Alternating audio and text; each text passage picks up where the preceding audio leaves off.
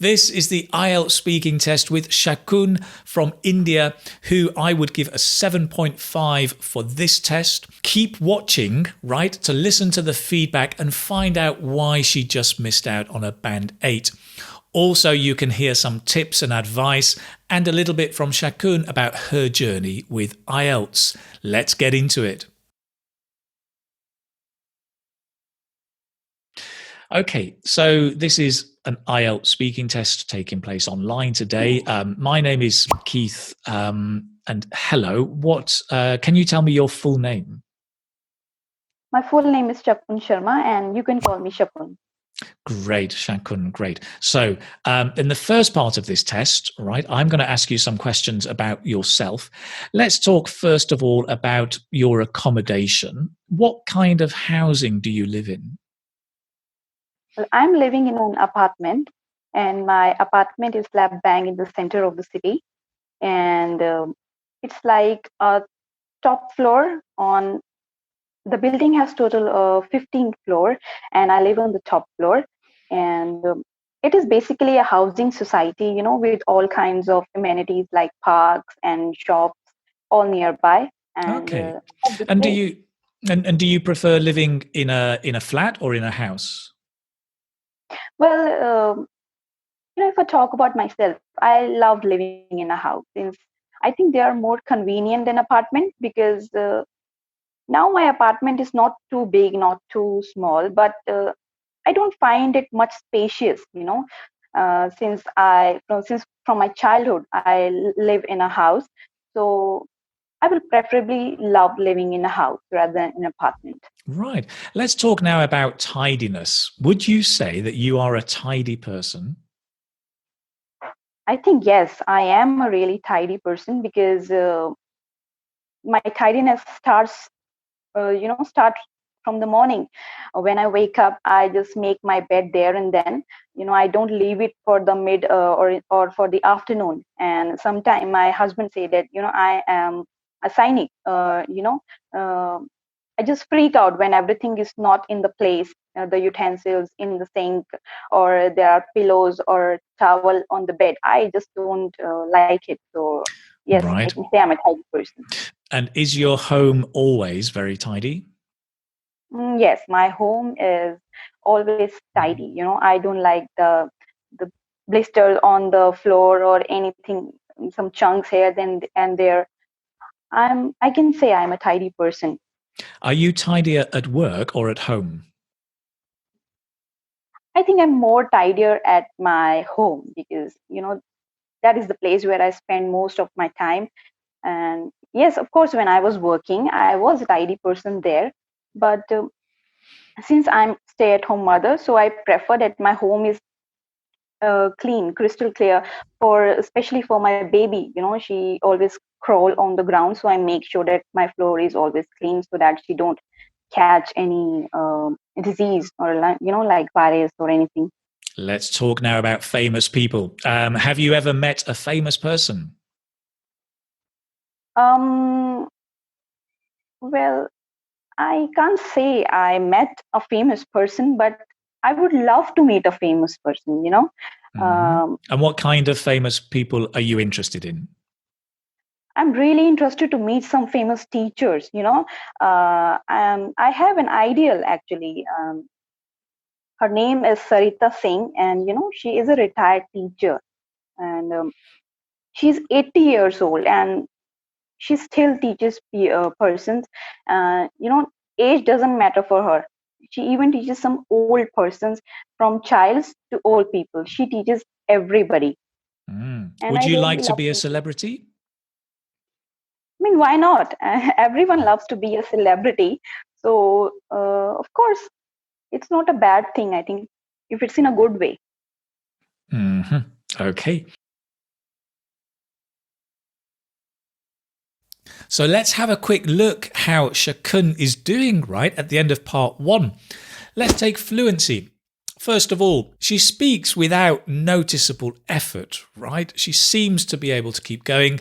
She has some hesitation for words. She has got a range of connectors, things like let me talk about myself, Da, da, da, da, da. So a fluency is probably, between a 7 and an 8, I think. Looking at vocabulary, well, she does do very well on vocabulary. She's got a wide range. She's using it quite precisely.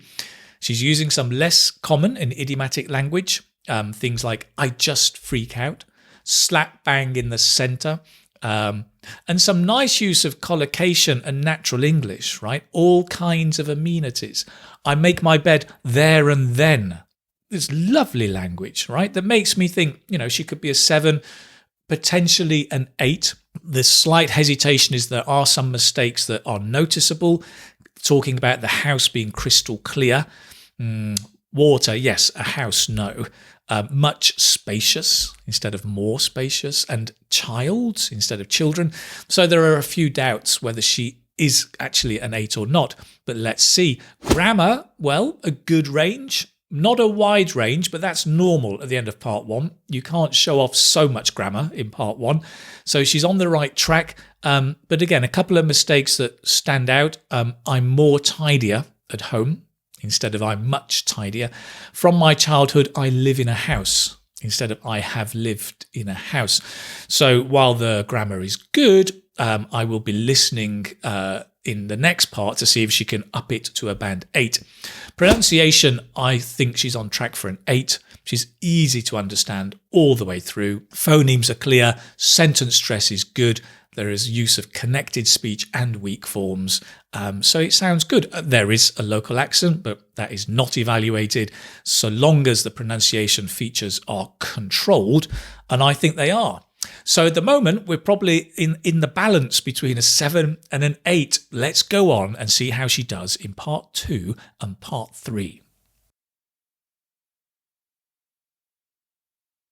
Great. I'm going to move on now. We're going to move into part 2. I'm going to give you a topic. I'd like you to talk about it for 1 to 2 minutes.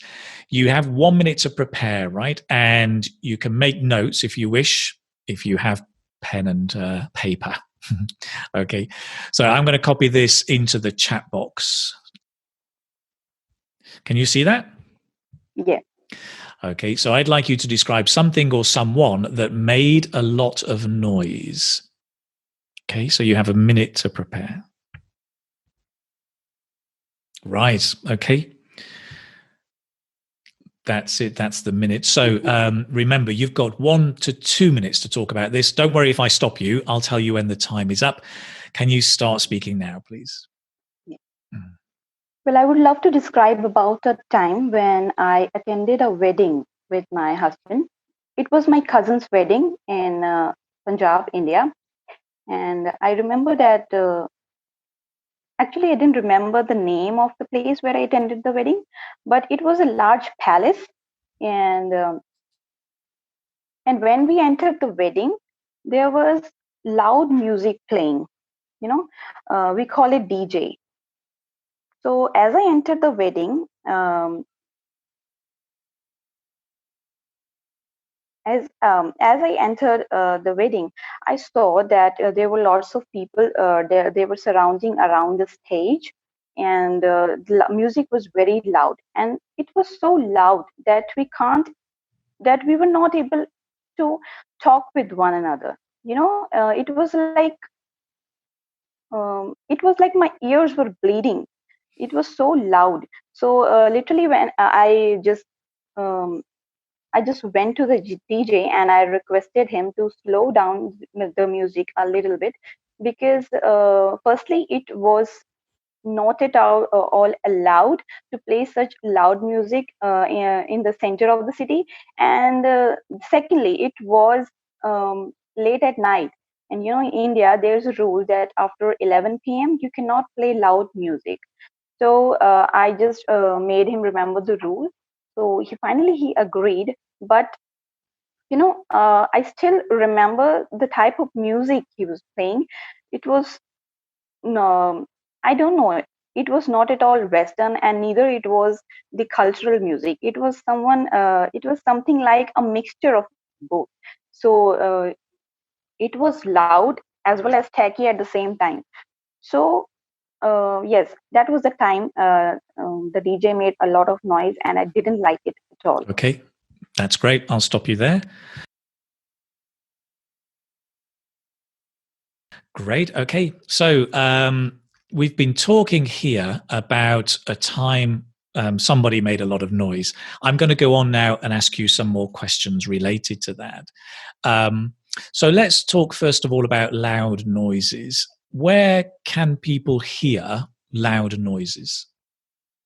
Well, we can hear loud noises at various places, and I guess some of them could be the construction sites where the construction is going on. I can say that because I live in a society, and on regular basis there is something going on in society. Some buildings are being made new, and some construction work is being done in the parks, and everything I think. And some other cases could be the traffic noises, uh, because there is always some hustle and bustle in the city, so there are many places where we can encounter such noises. Right. So would you say that noise pollution is a problem where you live? Oh, yes, I can say that it's a huge problem because, as I said, I live in the center of the city, and along with traffic noises, there are many other noises. Like, this is a wedding season going on. So, the most intense problem these days is the loud music played at the wedding parties, which is very annoying for me because personally, I don't like noise pollution. I love serenity. Mm. Why do you think some people are noisier than others? Well, there can be several reasons for this. Maybe they love being noisier. Some people naturally they have a crankier voice, or maybe their pitch is loud. Their pitch is high, and they love speaking loudly. And maybe some people are ignorant. They don't know that sometimes it's better to speak softly or not to make noise, not to disturb your neighbors. It totally depends on person. Mm. Now, you talked about the noise pollution in kind of weddings, for example. There's a lot of noise there. Do you think there should be some kind of regulation on the noise at weddings? Absolutely, there should be some regulations, and I think there are some regulations. Actually, people are not following them properly. As I said, in India, after 11 p.m., you cannot make noise, especially at the parties. Loud music is totally banned after 11 p.m. But there are many people who don't follow these regulations. Maybe they find it funny, or maybe they love to break certain rules. So yes, there Mm. are these regulations are necessary, and we should follow them. Mm. Talking a bit about traffic noise that you've mentioned as well, what can be done to reduce traffic noise?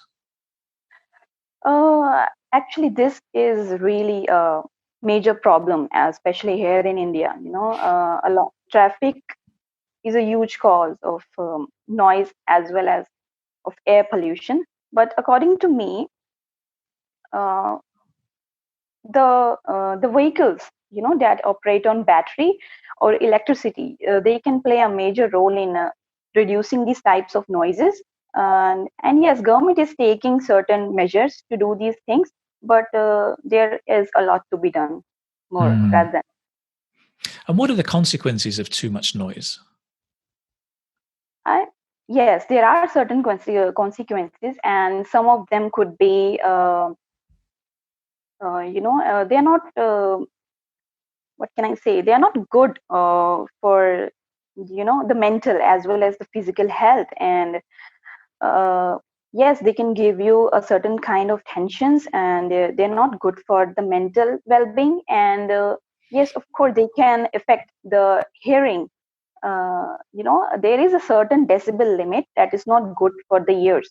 And well, actually, I don't remember what is the range, but yes, I think 10 decibel is the range. I'm not Right. sure about it. And do you think that the world will be noisier in future? Um, Honestly speaking, I think the opposite is true. As I said, the government is doing a lot to reduce these noises, and certainly in future there are chances that these noises will reduce, and I think they should be reduced to a certain limit. Right, great. We're going to stop there. That's the end of the speaking test. Well Thank done. you. So let's talk about how Shakun has done them at the end of the test. Has she moved from a 7 to an 8 or from an 8 to a 7? Let's find out. Fluency then. Well, for me, she has moved up definitely to a level 8. Band 8, right? There is only occasional self-correction, and you are allowed at Band 8 some self-correction, so long as you're not doing it all the time. So she does correct herself a couple of times. That's fine. She's using a wider range of connectors. Finally, I can't remember, nice connectors and fillers. And for me, she's speaking fluently, not thinking about the language. She's just going through. Any pauses are about the ideas and the content. So great for her fluency. What about vocabulary? Again, I also think she's stepped up to the Band 8 level on vocabulary. She's using it flexibly to give precise meaning, and she's expanding her use of idiomatic language, right? Tacky music, the hustle and bustle in the city, a crankier voice, her use of collocation, right? The pitch is high.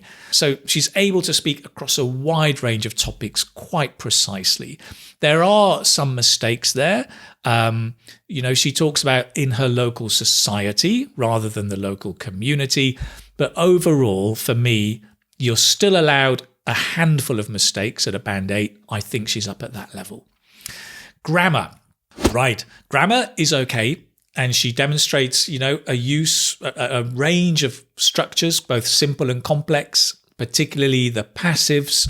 But she's not quite showing a wide range of different tenses, right? I didn't feel or notice the past perfect, present perfect, any different future tenses. There was some repetition of for example, the form going on, the noise is going on, the wedding season is going on, a bit of repetition there that made me feel her grammar was maybe more of a Band 7 at the moment, right? Pronunciation continued to shine up at Band 8. Intonation was great, and she sustained it over longer turns. So her fluency and intonation went hand in hand right up at the Band 8 level. So overall, it would have to be a 7.5. I think the advice would be to develop the answers a little bit more in part 3 in order to show off and use a wider range of grammatical structures, and just to pay attention to some of the vocabulary use, to just be on the ball, make sure simple mistakes are avoided as much as possible. But great score, and a really good performance by Shakun, full of confidence. Great. When it comes to preparing, what advice or tips would you give to people who are beginning their IELTS journey? Actually, I think if I talk about myself, I love English. I don't have to stress too much on learning because I just love this language. Everything comes naturally. I just watch English movies. I listen to podcasts. I watch your videos, and I just do these things because honestly speaking, I don't get much time, with my daughter. Right. So yeah, I just it just comes naturally to me. That's great. I mean, it's difficult balancing, being a mother with studying. And I know quite a few people are in that similar situation.